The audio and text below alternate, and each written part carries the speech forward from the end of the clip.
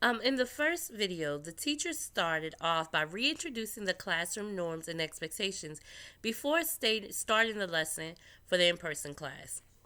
The teacher creates a culture for learning for students by stating the objective and interacting with students via high level thought provoking questions. The teacher does a great job by allowing students to use physical books or technology, which ties into the learning differences because students who struggle with reading for whatever reason, they have the option to use technology via iPad and have the story read to them. The teacher shows that she was prepared for the lesson and knows the content by how she provides the materials for the students and the questions that she asks the students about the lesson. The teacher also allowed for independent learning and collaborative learning for this particular lesson. Now, for the second video, which was an online class, the online video the online video showed how the teacher starts her online class by engaging the students with a game first, or with something like a game where they could pick the stars and name the stars, kind of low brow, like a low start.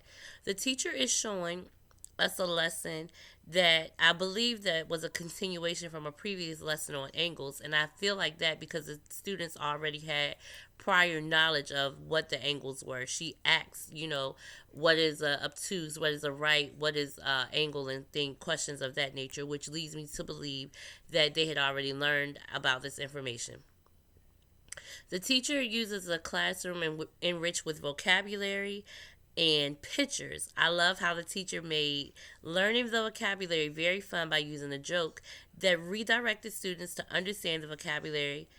And there were also visual aids that went along with that because in the joke it had the right obtuse and acute triangles on there, so it showed them what the triangles were along with giving the joke. She also used different visual aids by having the students to look at the screen and showing the colors of what an obtuse, a right, or acute triangle was. So I thought that was a great way of integrating different things for the student, visual aids for the students to see, to understand.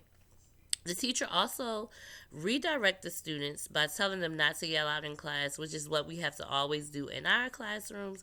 We always have to redirect as a teacher, and I like how she did that at least one time in the video.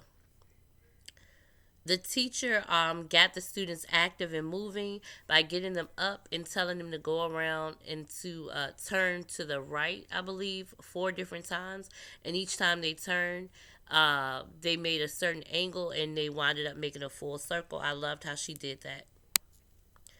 I also think that the teacher was very engaging, very interactive. She used videos, she used jokes to be engaging, and she also used the interactive protractor. And those different things showed how she had prepared for the lesson. In closing, I loved how she was telling the students what they had to do for homework, but she did not specifically say, hey, you should study this, you should study that, because, and this is a norm that's in her class, because the students all replied, or one student replied by saying she didn't tell them what to study because she knows that they all have different strengths and weaknesses.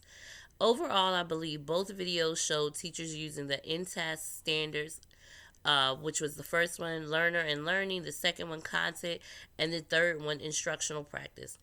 Overall, both classes were done very well.